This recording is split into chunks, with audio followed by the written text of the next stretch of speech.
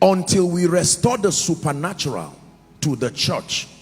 Not just blind fanaticism, but the supernatural as a demonstration of the fact that God is alive and he's still moving in the midst of his people. Can I tell you this? If the supernatural begins to erode out of the church, a day will come, we'll come to church and only meet empty pews. I guarantee you.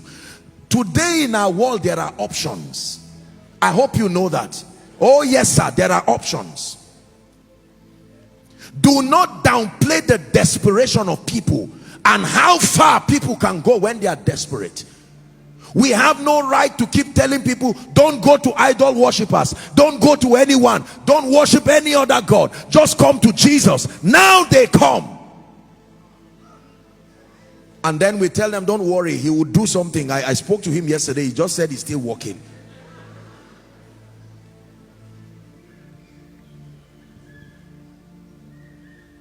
Are we together? Yes. The church that Jesus died for is a supernatural church.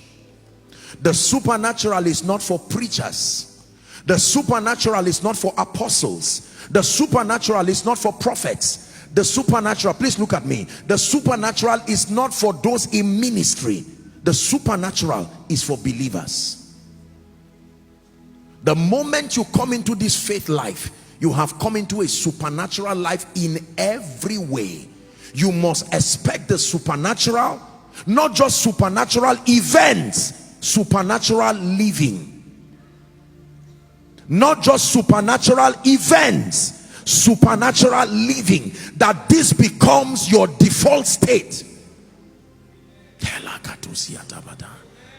That means you get up in the morning and it is possible that someone just comes to your office and shakes your hand, and just because he touched your hand, without knowing, the person leaves, and all of a sudden a disaster that should happen to him, when those demons come, they meet a system of defense. Who prayed for this one? No, a supernatural person touched this one.